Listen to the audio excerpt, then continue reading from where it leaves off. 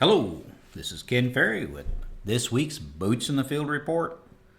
Start off, I guess our family would like to thank all of you that offered your prayers, condolences, cards, and kind words for the loss of father-in-law last week. We really appreciated the condolences that we got. Doing a crop report, I guess, first, talking about what I did see when I was up in northeast Iowa. Boy, I would say harvest is less than 5%. Most of what is harvested when we're up there was silage ground, and they're really struggling to get their silage cut. Silage is getting too dry in cases the fields are just so wet up there. If we move from northeast Iowa over to north central Iowa, over there towards Osage where Joe is, he's saying the same thing, probably less than 5% harvest being done. What little is being done up there, beans in that 50 to mid 60 bushel range, corn in that 160 to 200 bushel range, and it looks like nitrogen will be a big factor for them depending on how yellow the corn was as we went through July and August, and moistures in the mid 20s. Their forecast is in the low 20s for this week, so that'll actually be a blessing for them to get their green beans to cut a little bit better than what we're struggling with down here. Move on down to Rhinebeck, Iowa, around Cedar Falls, where Scott and his crew are working. They were in a rain delay when I talked to him, but he said it's pretty tough. Combine is on tracks, grain cart and tractor are on tracks, and they're still getting the grain cart stuck. So they're keeping the grain cart on the high ground and bringing the combine to it, keeping the trucks on the road and taking the grain out to it. He thought probably 20% of the corn was harvested, 10% of the beans. A lot of the wheeled combines were sitting because the field's so wet, and sound like the cranes and wreckers were doing bang-up business as far as trying to keep everybody afloat. Said the beans are in that 70 bushel range so far, and corn is 250 or stronger. Not quite as strong as the yields were last year when they hit it out of the park, but staying, in pace or not too far off of last year. It's just kind of depressing when you start the season out strapping cables to your combine so you be able to get it out when you know you're probably going to get stuck a couple times through the year. Talked with the guys in northwest Ohio with the Spatial Ag crew over there. Said the only corn basically that is harvested is silage corn. Beans are 10% or less. What beans they have out are swinging between 50 and 80 bushel, seeing yield averages in that 55 to 65 bushel range. So they did take one fungicide plot out on soybeans, and it was about a 4 bushel advantage to a fungicide treatment. But sounds like everybody to the north of us is kind of in a standstill waiting for this monsoon to finish up. Move here in the state, talking with the guys up at Grand Ridge and Tonica up in there. Talked with Dave Walter, and he thought, some people are done with corn, some people done with beans, and a mixture, but about 75% finished up there with the harvest. Corn yields did stay in that 230, 260 range. Beans were in the mid-70s, and his observation, his 2.4, 2.7 beans that were doing better than his later threes. Said he was seeing too many shriveled up beans in the later threes, thinking that probably could have used one more rain on that maturity group to help finish it out. So the corn standing good, mainly because they took out the poor standing corn, that was in trouble first. He said he did look at his records, and he didn't start till October 6th of last year, and corn was 20%. So we've been at this a while. It seems like it's grinded on or getting later, but we're still ahead of the curve compared to where a lot of us were a year ago. Fred over at Donovan Co-op on the east side of the state thinks corn is about 75% done. Beans are about 50% done. Corn yields swing depending on the haves and have-nots, where it's dry in that 140, 180 range, where they got the moisture 220 to 240. On the soybeans, kind of the same scenario, where 40 to 50 bushel beans in the dry area, 60 bushel beans where they got the moisture. Locally here, as I look around the office, McLean, DeWitt County, I would also say that we're probably about 75% done with harvest. Kind of depends on the size of the operation and the bushels we're handling. We do have some down corn due to Saturday's wind, so that's going to slow us down a little bit.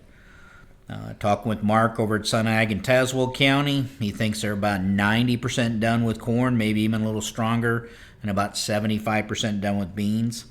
And the beans and corn yield stayed pretty strong throughout the harvest over there.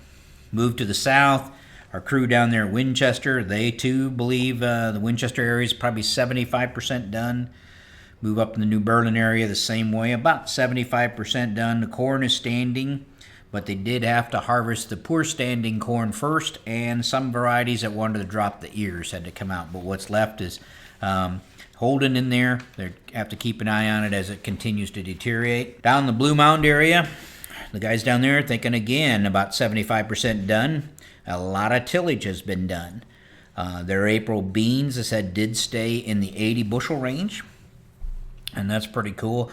Some of you guys remember at our meeting this summer when we were doing the crop report, Dennis had got up and mentioned that while he was in Australia on vacation, that his nephews put soybeans in the ground in March, and those beans got snowed on twice, he said, and they had to rotary hoe them to get them up. And guys have been asking, how did those March beans do?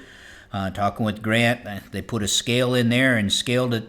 Those beans past week, and they came out at 102.5 bushel from being snowed on and rotary hoed up. So I don't know, Dennis, you're probably not going to be able to go anywhere in March next year. They're going to plant the whole crop on you.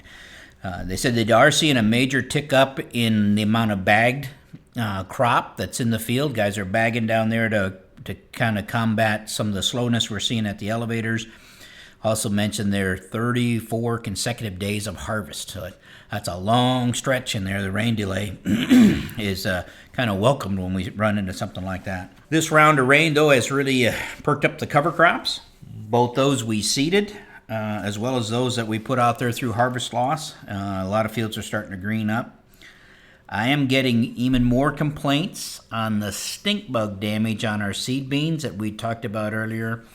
And what it's doing is it's putting the seed premium into jeopardy. So we're seeing that in more counties now, both east, west, and north, and just a massive amount of stink bugs that we had out there. And I'm going to guess, based on the high yielding soybeans out here, most of these seed companies are going to have plenty of good beans, so they're probably not going to want to mess around too much with these damaged beans, and that's probably going to show up in a quicker premium loss than it would be on a normal year. The wind and rain and Saturday, it took down a number of fields. Thomas had shared with me at one point on Saturday, in an hour's time, had a half inch of rain, but for a portion it came at 12 inches an hour. That's how fast it was coming down, along with some pretty stiff local gusts of wind. Had one report of a semi-tractor and empty grain trailer flipped over in the field. So some of those wind gusts were pretty strong. Now the good news is, of course, many crop tech customers were on top of this with their pest crews, and they were harvesting for standability first, meaning that those fields that were weak-kneed were out of here before the wind came through. No doubt, as I drive around and look at different fields and different plots that we got left, the fields sprayed with the fungicide did fare that wind event, rain event better than those that weren't. With that said, though, we still have a problem with down corn in a number of areas. What I've seen driving around, and the guys have put up the drone to fly some of our plot fields to see how bad things are. Some of this is hybrid related. Some of it is yield zone related, depending on where the crop is in the field. So guess what I'm saying is the pest team needs to jump back in and start evaluating this situation as far as where are we going to finish out this crop and how are we going to have to harvest it. Not only getting a handle on how bad, but how much corn is down. Put your drones up in the air, not only on the fields that you can tell from the road, but the rest of them as well. Look for down spots, because some of these pockets are out in the field and we can't see it from the road. With this moisture that we've received with this event, anywhere from 3 to 5 inches, depending on who you're talking to here in the state, the grounds are somewhat saturated or wetted up. The corn that's actually tipped over and the ears are touching the ground, in a short amount of time we're going to have to deal with issues of molding and sprouting on the ear itself. So we don't want it to stay there very long. in these conditions before we get it picked up. The quicker we pick it up, the better. The one thing, though, we have to be sure of is that we don't spend multiple days on one field trying to pick up down corn, and we have other fields that are standing but are about ready to fall. As I talked to one grower, you walk out in the field and touch the corn and it falls any direction that you push it. So instead of spending days working on a downfield, if we got fields out there that are in trouble, we need to go get the troubled standing fields first, then come back and pick up the down corn later, so we aren't missing an opportunity to stop some of that loss. So I guess what I'm saying, while the harvesters are taking a break in this rain delay, the scouts need to be out there, and we need to lay out a plan to get us across the finish line. Which fields can wait while we work on down corn, and which ones really need to come out. While harvesting these down fields, in some of them, what we noticed the other day, it's in pockets in the field. And you might be better off to cut around those pockets and keep the harvest rolling and come back to get some of those pockets a little bit later. Let's say when the harvest slows down due to elevator restrictions, then maybe go back and take your time cleaning up some of that down stuff. I know we're close to the finish line, but some of you guys have got corn reels and end cones for this down corn. And you say, man, I hate to put that on. I only got 200 acres left, or I only have 50 acres down of the 200 acres left. But man, this is why you bought them, okay? So let's get those reels on, get them cones fired up, and use those tools to eliminate some of the harvest loss potentials that we could see out there. Those of you that don't have reels or end cones, you may have to harvest going one way. In this case, you may have to take one row less so you don't have so much of a stalk hanging over that end spout and lose those ears.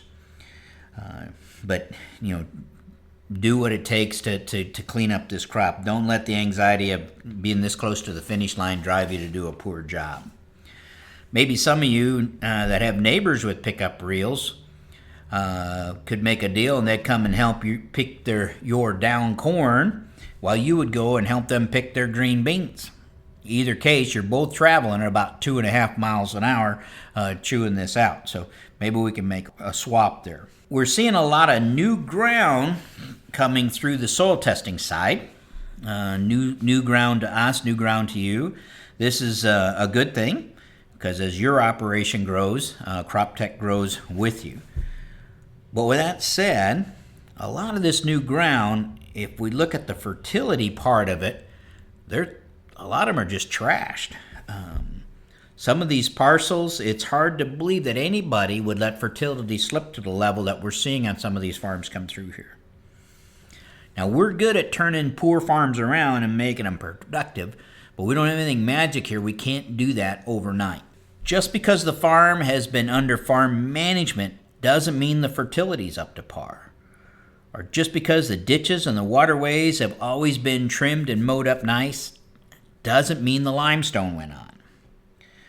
So, if you have access to new ground, but no one can come up with a recent soil test, assume the fertility's trashed, bid accordingly, or make arrangements in the lease that can protect you in a case where the fertility is not where it should be. So what I guess I'm saying is renter beware. I like the fact that we're seeing new ground come in, but we want to make sure your expectations are in the right area as far as what's it going to take to make it as productive as what you're used to operating with. The soil testing crew is doing a fantastic job of cleaning up the fields behind the combines out there. Katie says most people are actually doing a really good job of calling in and keeping us posted when the harvesting is taking place. I did say most people. She has a list of some of you who aren't. You don't want to be on that list. So make sure you're calling in your fields as they're harvested. The plot crew is knocking down plots at a pretty brisk pace. Looks like next week will be even brisker yet if this weather forecast is right. Try to give us a couple days notice if possible. But boy, big thanks to you guys, the plot partners out there that are helping us with these plots. This plot harvest has been running pretty smooth to this point. And man, we're producing a mountain of data. that's going to be pretty interesting. We're actually starting to process some of that data now as we are working here headed towards the finish. Any of the plot partners out there who are finished, the sooner you can get your yield monitor data into us, the quicker that we can move along on all that data. And that goes for anybody else as you finish up. Don't forget to drop by your monitor data so we can start that big process of making these yield maps and getting ready for our yield map meetings. To stay up to date, check out our website at croptechinc.com and subscribe to our podcast, Boots in the Field Report. Keep her safe, keep her moving.